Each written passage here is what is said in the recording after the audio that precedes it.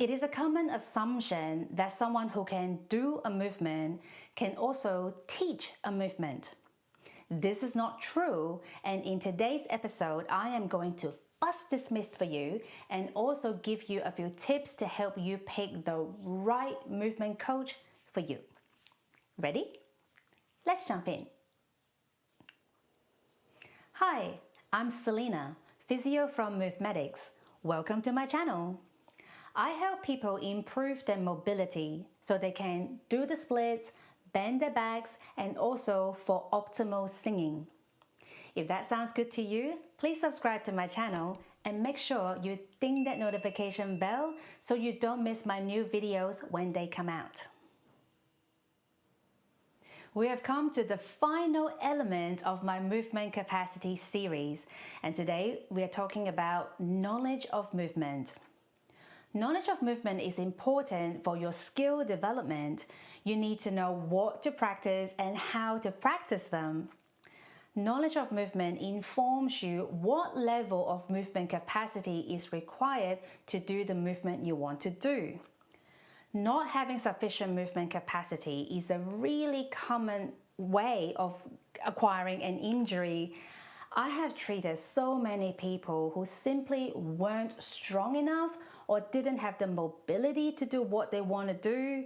They try to will it but end up hurting themselves. So knowledge of movement is important for both movement success and also for injury prevention. So how do we acquire knowledge of movement? You want to find a source that is relevant and reliable. Generally speaking, the places where a lot of people do the skill you want to do and do them well is a place to look. But you have to remember that just because someone can do a movement doesn't automatically mean that they can also teach it, because it doesn't guarantee that this person has the knowledge of what it takes to do the movement and also how to teach it. Being able to do a movement simply means that someone has the kinesthetic knowledge of that movement. They know what it feels like to do a movement, which is very valuable information, and when you can articulate with someone what it should feel like, it is certainly useful. But that alone is not enough to teach the movement safely and effectively. Anyone who wants to teach movement must have not only a basic level, but a sound level of understanding of human movement, specifically the knowledge of anatomy and biomechanics. Having the knowledge of anatomy and biomechanics allows you to observe a movement and know what to look for. It allows you to analyze a movement, break it down into the component parts. It lets you troubleshoot any problems and also correct any issues. And these also needs to be developed so you have a good practical application of this knowledge, and that comes with experience. Now, as physios, this knowledge comes with our degree. It's literally the first things we learned. We need to have a strong understanding of how the human body works, what is normal, before we learn how to do assessment and then do diagnosis and to do treatment. But you don't have to be a physio to have this knowledge. There are plenty of places you can study formally to learn these things, and there are tons of excellent texts that you can buy and study up yourself. And for a lot of movement activity, the process of learning to be a teacher for that activity is how people acquire this knowledge. But there are plenty of sports and movement activities that don't have a specialized pathways for someone to become a teacher of that movement. So if you participate in an activity where your teacher doesn't need to have any qualification to teach the movement, it is especially important for you to ask, what kind of knowledge of human movement do my teachers have? Why should I trust you with my body and my safety? This is super important because unfortunately there are plenty of people out there teaching movement who simply shouldn't be teaching movement.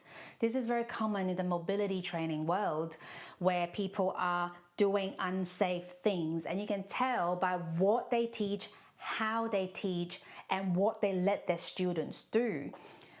An informed teacher would never let the student adopt a compromising position for the shoulders, for the neck, for the hips, or for their back, for anything. When you know the kind of harm that can be done, you just won't do it.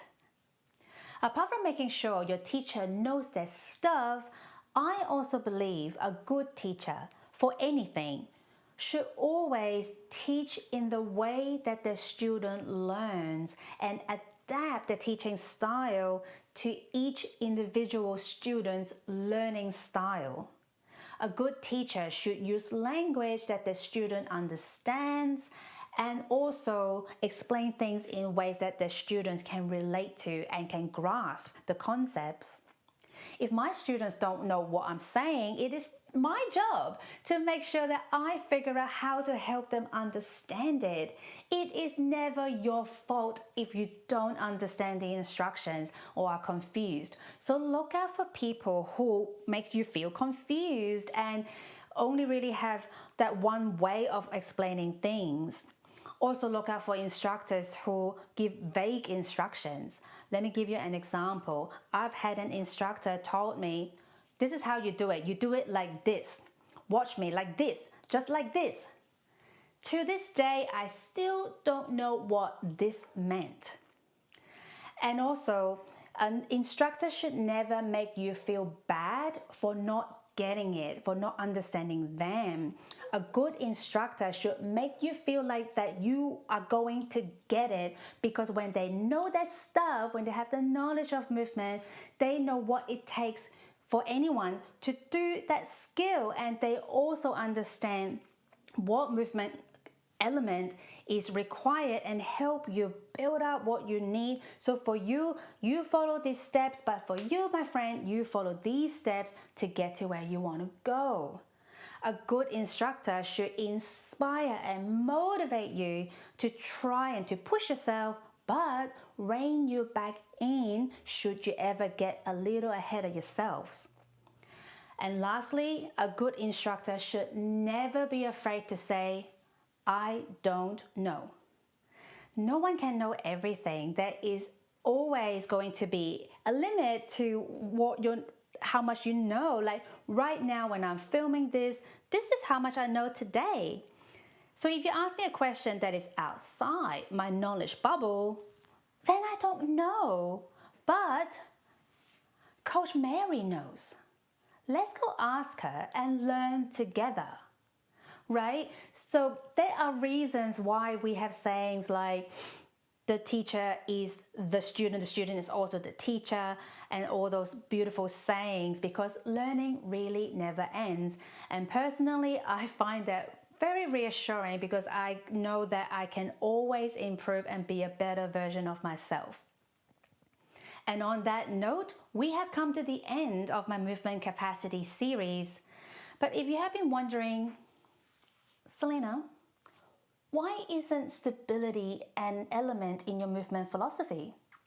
Well, there are two reasons why I have specifically not included stability in my movement philosophy, and I have a bonus video for you all about that next week. And now I would love to hear from you. Do you have an interesting, memorable movement learning experience you can share with us? Put it in the comments so we can learn from each other. Now, I'm currently working on a number of exciting courses and programs, so if you want to be the first to know, make sure you're part of the MoveMedics family, and you can join the fam using the link in the description below. You can also follow me on the Instagram for bite-sized movement and mindset tips. I want to thank you very much for hanging out with me today. I appreciate you lots, and I look forward to seeing you in the next video. Until then, thank you so much for watching, and be free in your movement.